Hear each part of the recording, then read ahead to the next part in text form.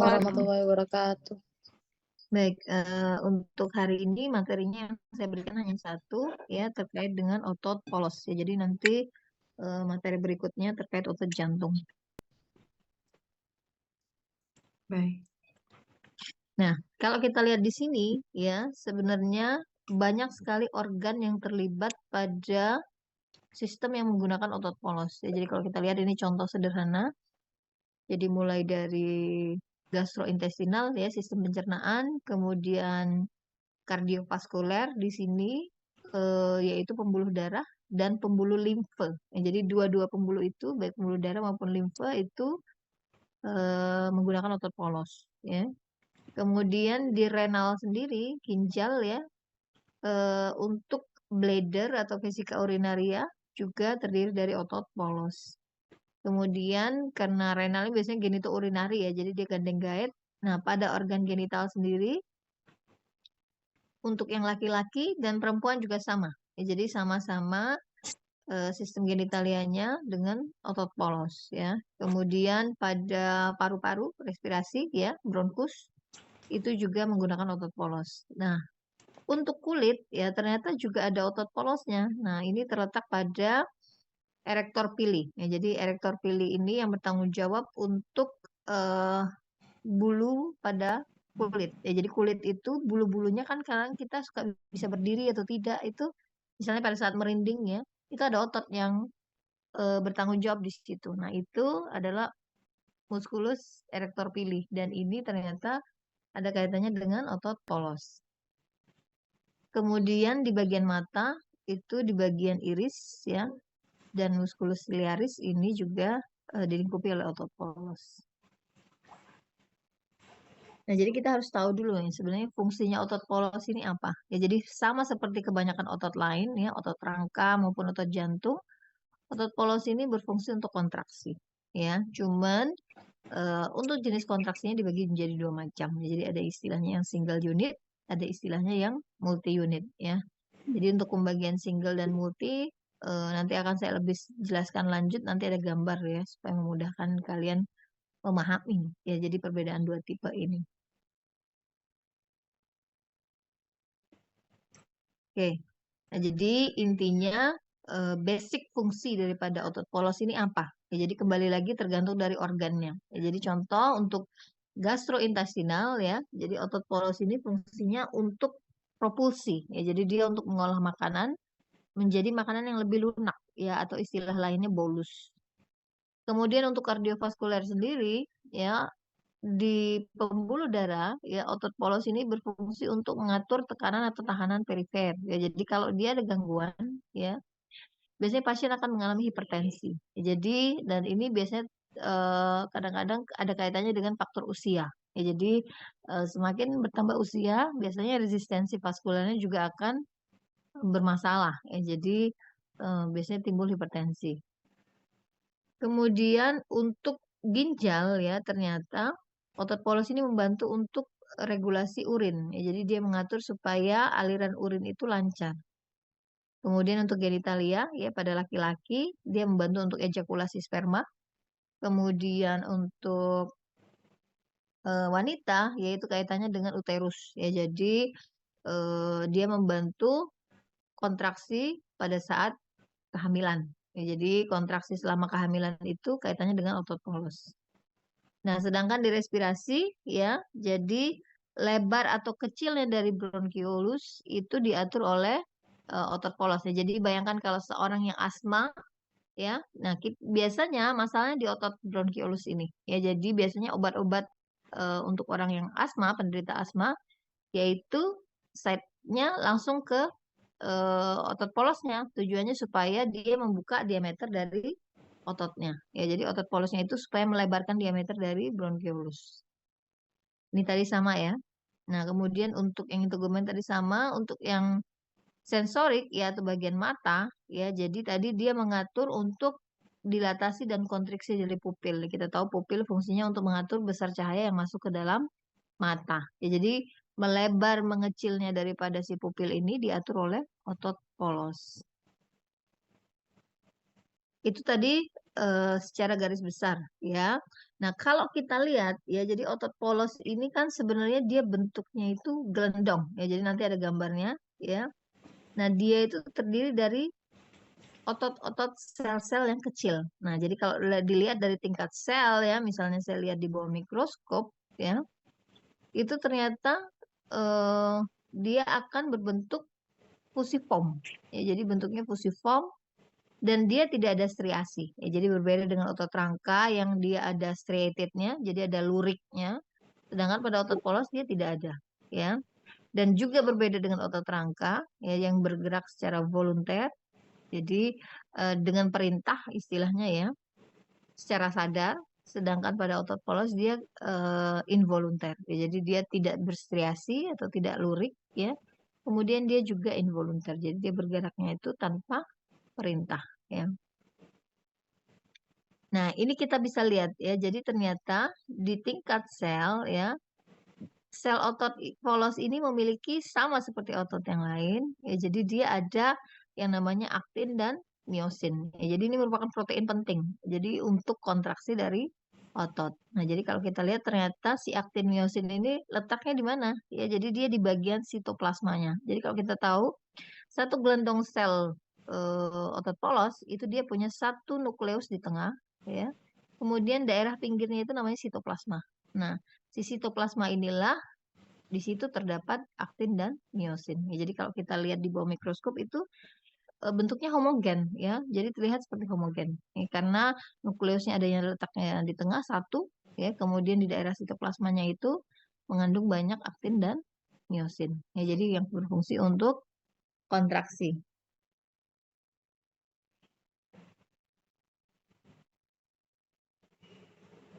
Nih ya, jadi kalau kita lihat ya, jadi bentuk selnya itu fusiform ya, satu nukleus di tiap sel, dia tidak ada luriknya, dia involunter ya, dan ini yang khas ya pada otot polos adalah pergerakannya yang lambat.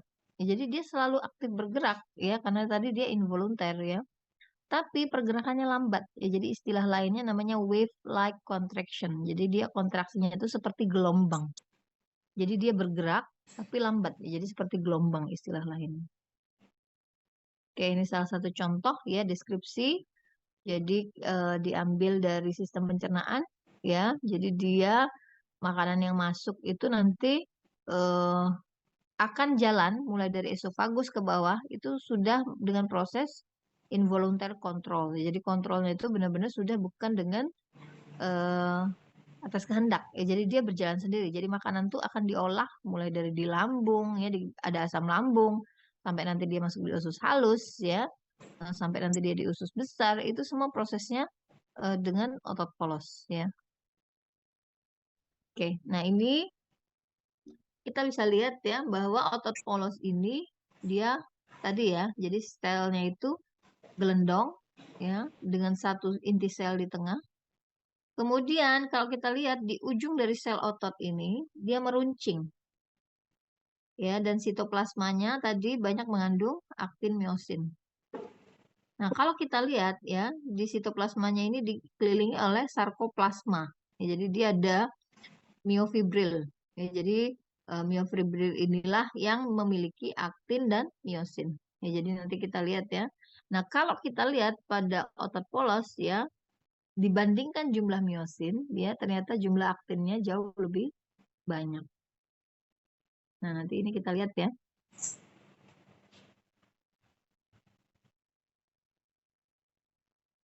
Nah, nih, ya, jadi misal saya ambil penampang usus halus ya, saya potong, ya, kemudian saya mau lihat nih bentuk penampakannya ya.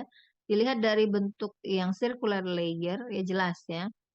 Fusiformnya terlihat sekali ya dengan inti sel di tengah dan sitoplasmanya di sekelilingnya. Begitu juga dengan bentuk yang longitudinal ya. Jadi dia bentuknya paralel ya.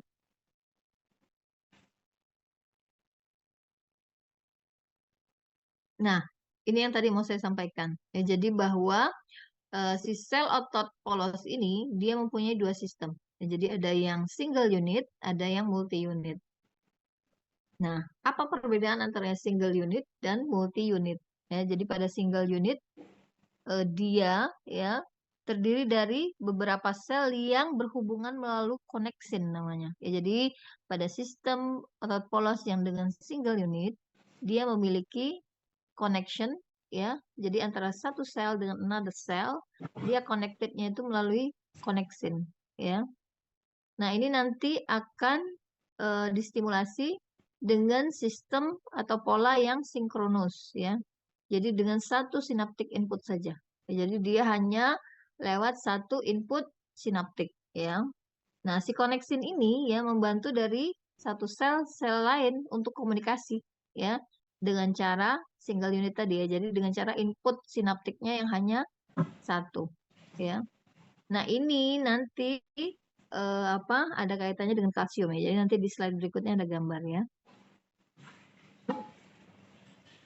Nah, berbeda dengan yang multi unit ya. Jadi kalau yang multi unit berbeda dengan yang single unit, jadi dari sinaptik inputnya ya.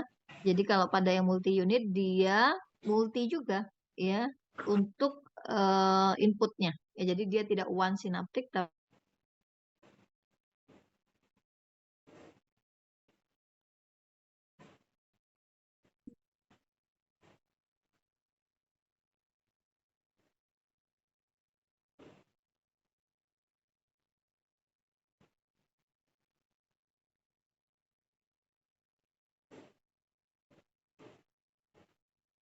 oke. Sekarang kita masuk dulu ke kontraksi ya. Nanti terkait gambar yang single unit dan multi unit sepertinya slide-nya agak di belakang. Oke, sekarang kita masuk ke kontraksi otot polos ya. Jadi saya pikir kalian sudah dapat materinya terkait yang otot rangka ya, pada umumnya sama. Ya, jadi baik itu kontraksi otot polos ataupun otot rangka sama-sama menggunakan kalsium ya. Nah, di sini kita lihat ya bahwa ternyata kontraksi otot polos ini dia dikontrol oleh ikatan dari si kalsium tadi ya dengan nama lainnya troponin kompleks ya. Nah, kalsium ini ya dia attach ya dengan nanti ada di bagan ya, nanti saya kasih gambar ya. Jadi nanti kalsium yang dari ekstraseluler itu dia harus masuk dulu melalui kanal. Ya, nanti setelah dia masuk melalui kanal, dia nanti akan mengaktifkan kalsium yang ada di dalam intraseluler. Ya, jadi nanti setelah terjadi peningkatan inilah baru terjadi teraktivasi suatu kontraksi. Ya. Nah, ini yang harus Anda pahami ya bahwa yang terdapat pada sel otot polos adalah tropomyosin. Nah, jadi tadi sudah saya jelaskan bahwa di dalam sitoplasmanya itu dia memiliki aktin dan miosin ya, jadi ada filamen tebal dan tipis ya.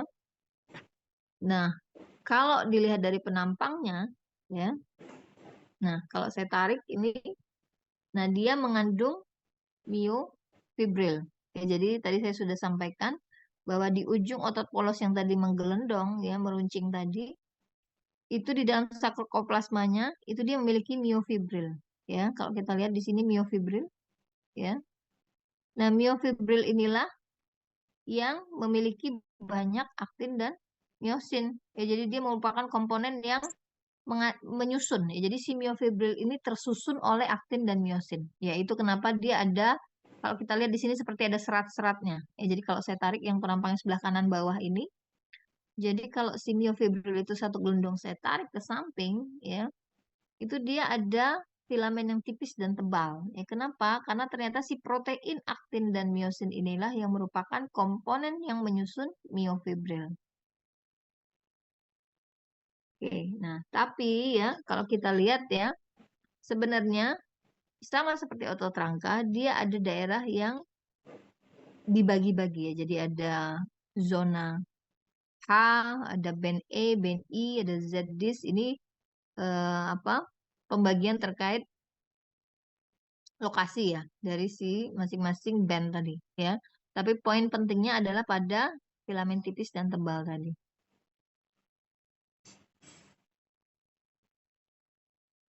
Oke, jadi mekanismenya ya kalsium harus masuk ke dulu dalam sel. Setelah kalsium masuk, nanti akan terjadi peningkatan daripada kalsium di dalam sel ya. Maka akan terjadi stimulasi ya stimulasi dari kalsium yang ada di dalam sel. Nah, ternyata kalsium di dalam sel ini terletak di namanya retikulum sarkoplasma. Nah, setelah dia menstimulasi kalsium yang ada di retikulum sarkoplasma, akhirnya kan kalsium ini dirilis atau dilepaskan. Nah, jadi di dalam sel tadi sudah ketambahan kalsium dari luar, kemudian ditambah lagi kalsium dari yang retikulum sarkoplasmik, ya. Berarti di dalam sel ini kalsiumnya meningkat nih, ya. Setelah meningkat, ya, ternyata dia akan merangsang, ya, eh, suatu ikatan, ya. Kemudian dia akan mengikat kolmodulin, ya. Nanti ini akan mengaktifkan suatu enzim yang akhirnya nanti akan menyebabkan tadi suatu proses kontraksi. Ini nanti ada gambarnya ya. Oke. Nah, jadi ini kurang lebih step-stepnya ya.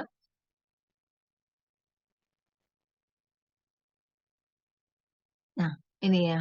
Jadi aktin dan miosin tadi ya ini pada keadaan fase istirahat ya. Jadi filamen-filamennya itu masih berjauhan jaraknya. Kita bisa lihat antara filamen miosin dan aktin ya.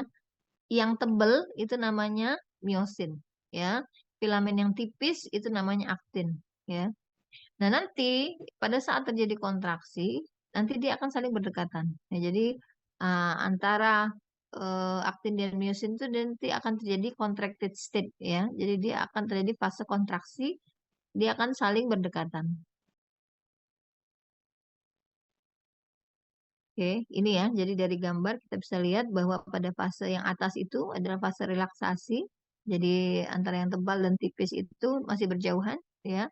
Sesudah dia terjadi kontraksi, dia akan saling mendekat. Nih ya, jadi kalau dengan potongan melintang, jadi dia lebih berdekatan ya, jadi lebih kompleks ya.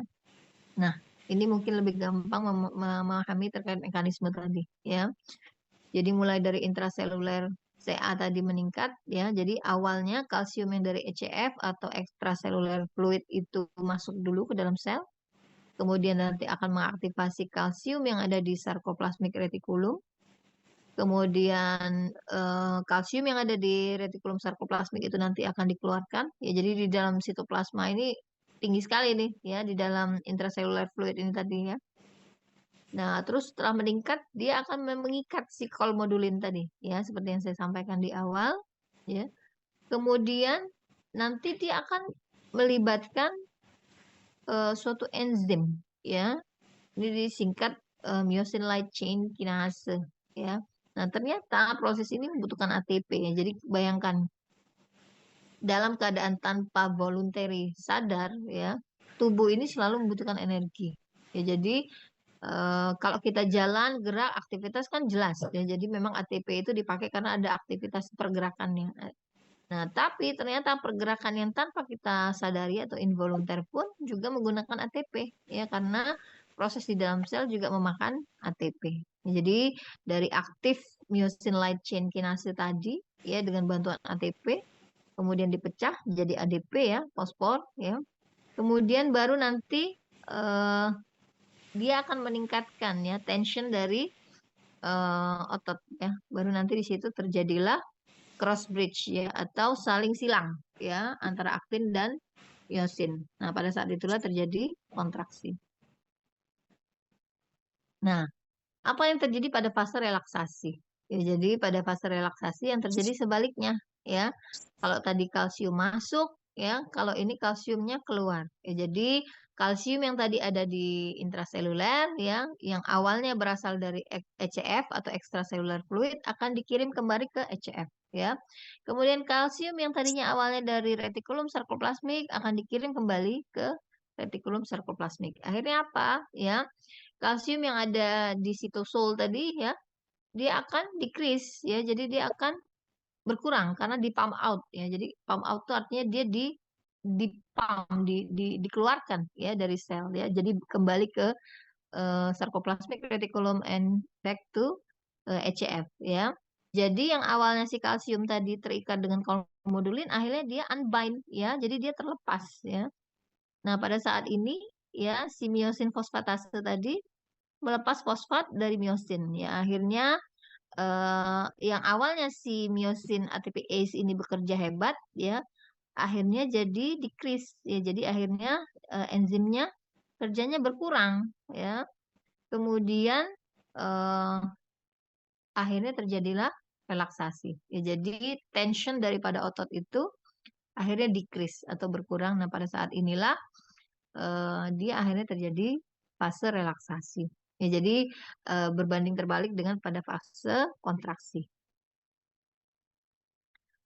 Ini saya skip saja ya, hanya menjelaskan terkait waktu dari kontraksinya.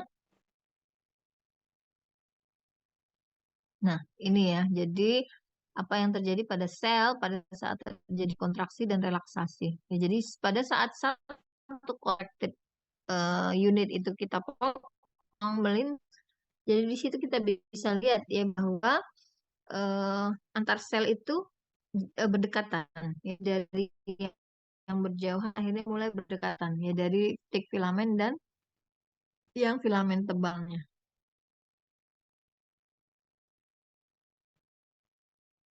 Hmm. Jadi sebenarnya siapa yang bertanggung jawab nih terhadap kontraksi dari otot polos ya? Jadi setelah kita ketahui bahwa ternyata yang bertanggung jawab terhadap kontraksi otot polos ini adalah kalsium ya. Jadi baik itu kalsium dari dalam maupun kalsium dari luar yang ECF ya. Kalsium yang dari dalam yaitu kalsium yang ada di retikulum sarkoplasmik ya. Sedangkan kalsium yang dari luar itu yang dari ECF tadi ya. Jadi eh, depolarisasi ya menyebabkan peningkatan daripada si kalsium ya. Nah, ini terjadi pada saat kontraksi ya, sedangkan hiperpolarisasi dia terjadi reduce daripada kalsium yang ada di sitosol. Jadi dia akan terjadi relaksasi. Jadi kalau ada pertanyaan depolarisasi itu apa? Ya, jadi depolarisasi itu increase daripada kalsium, jadi terjadi kontraksi, sedangkan hiperpolarisasi dia reduce daripada kalsium, jadi terjadi fase relaksasi.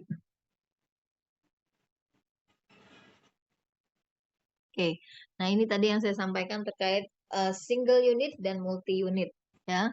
Jadi ini saya bandingkan antara single dan multi ya. Kalau tadi terkait teorinya ya, jadi ini digambar supaya kalian lebih mudah memahami ya. Jadi letak perbedaan antara otot polos yang dengan single unit dan multi unit adalah kalau kita lihat di gambar ya, pada single unit dia tiap selnya itu ada yang menempel di situ, ada yang namanya gap junction ya. Nah, si gap junction ini menempel dari satu sel ke sel otot polos yang lain. Sedangkan pada multi unit dia tidak ada gap junction. Ya, jadi tidak terdapat gap junction pada yang multi unit ya. Terus input sinaptiknya ya pada yang single itu dia hanya satu. Ya, jadi kalau kita bisa lihat di situ autonomic neuron varicose itu dia apa? Autonomic neuronnya ya. Jadi sel neuron otonomnya itu hanya melintas itu hanya satu saja, satu bendel saja.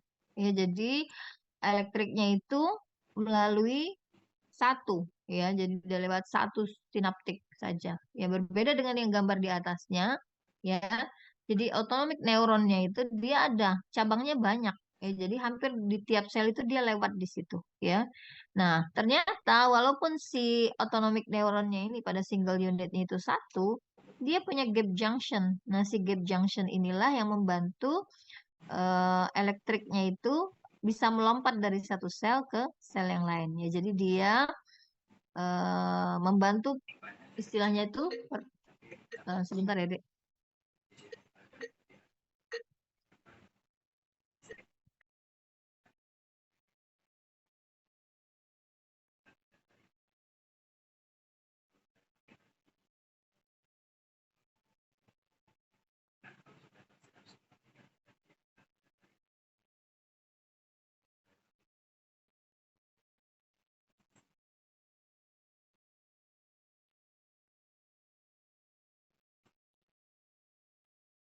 Oke, maaf ya, izin saya lanjut ya. Jadi letak perbedaannya di situ. Ya, jadi pada yang single dan multi tadi, nyambung lagi ya. Jadi pada single unit ya, walaupun dia hanya memiliki satu neuron otonom ya, tapi dia memiliki gap junction ya. Jadi elektriknya itu dia akan melompat dari satu sel ke sel yang lain nanti dengan bantuan gap junction tadi ya.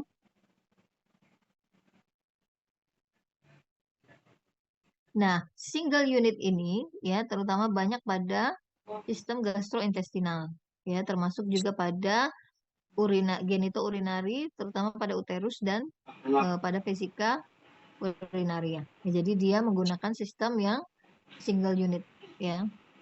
Nah, kemudian perbedaannya dengan yang multi unit ya, ini kita bisa lihat di atas tadi, neuron otonomnya itu dia bercabang ya. Jadi dia tanpa gap junction ya. Jadi setiap selnya itu dia punya supply nervousnya sendiri. Ya, jadi dia punya supply saraf sendiri. Ya, jadi beda dengan yang di bawahnya tuh. Jadi dia bayangkan tuh tiap cabangnya itu hampir di tiap sel dia dia ada cabangnya. Ya, jadi dia punya its own nerve supply istilahnya. Ya, jadi dia punya cabang saraf sendiri. Ya. Kemudian tadi ya kalau si single unit biasanya dia cenderung di eh, gastrointestinal ya. Sedangkan pada yang sistem multi ini justru dia pada otot-otot yang kecil ya, contohnya pada iris ya, atau pada tadi ya, jadi di mata, di iris, atau dia pada di kulit tadi ya, jadi pada yang bulu tadi, bulu yang ada di kulit ya, erektor pili, itu dia dengan sistem yang multi unit.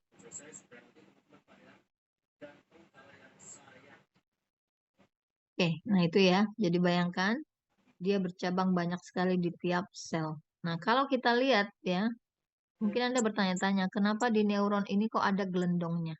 Ya, nama lain gelendong itu namanya varicose. Ya, jadi ingat varicose itu artinya varises. Ya, jadi kita tahu kalau pembuluh darah itu kalau membesar itu kita bilangnya varicose atau varises. Ya, jadi ternyata di sel saraf itu juga dia ada varicositis. Ya, istilahnya itu pelebaran dari si sel saraf. Nah, kenapa dia bisa melebar ya atau menggembung ya istilahnya ya. Ternyata dia menggembung itu karena di dalamnya itu ada neurotransmitter ya. Jadi si neurotransmitter ini nanti ya dia bakal dirilis ya ke masing-masing synaptic cleft ya atau di celah-celah sinap ya. Nah, pada yang multi unit ya karena dia cabangnya banyak ya jadi varikositisnya juga banyak. Oke, nah ini untuk memudahkan jadi saya kasih apa perbandingan ya. Kalian fokus ke yang bagian tengah saja ya karena kita belum mempelajari terkait yang kardiak ya. Kalau yang skeletal saya nggak tahu kemarin sudah diberikan atau belum oleh Pak Imam. Oke, jadi kita lihat yang di single unit and multi unitnya saja yang di tabel ya. Jadi semuanya sama. Jadi dia punya aktin miosin ya, kemudian terkait bentuknya fusiform sama, jadi dia sama-sama tidak ada striasi ya, jadi tidak ada luriknya ya, gerakannya juga involunter, otonom ya, jadi dia sama-sama punya varikose ya. Nah, letak perbedaannya di mana? Ya, letak perbedaannya di gap junction. Ya, jadi pada single unit dia gap junctionnya ada ya. Pada multi unit dia tidak ada. Nah, tapi beberapa artikel ada yang menyampaikan ternyata pada multi unit tuh ada yang memiliki gap junction tapi sedikit sekali ya. Jadi hampir tidak ada. Ya, jadi andai pun ada itu few. Mereka pakai istilah few berarti sedikit sekali ya.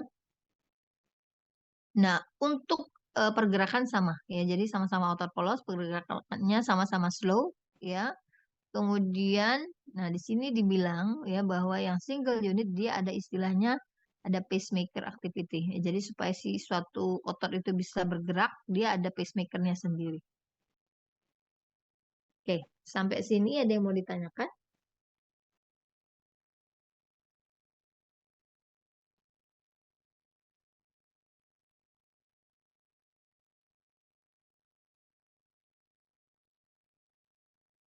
Belum. Belum ada?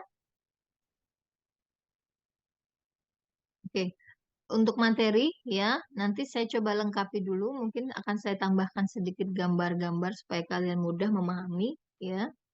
Nanti ingatkan saya lagi ketuanya untuk meminta materinya ke saya ya. Jadi nanti mungkin supaya kalian mudah memahami nanti akan saya tambahkan sedikit 1 atau 2 slide lagi sebelum nanti saya kirimkan. Ya, ada yang mau ditanyakan? Tidak ada? Saya izin ini dulu ya, Dek. Screen jumlah partisipannya ya untuk absen ya. Baik, Dok. Baik, Dok.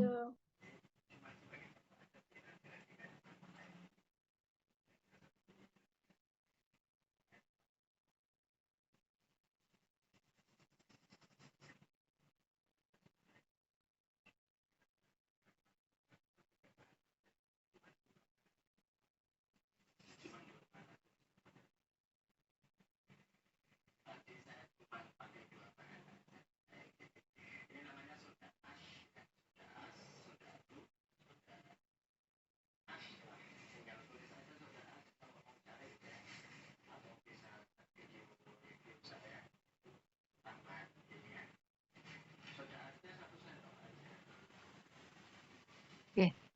Mungkin jika tidak ada pertanyaan, kalian boleh bertanya via WA ya, Dek. Jadi kalau seandainya sungkan bertanya via Zoom, boleh bertanya via WA, enggak apa-apa. Ya, jadi anytime nanti saya jawab.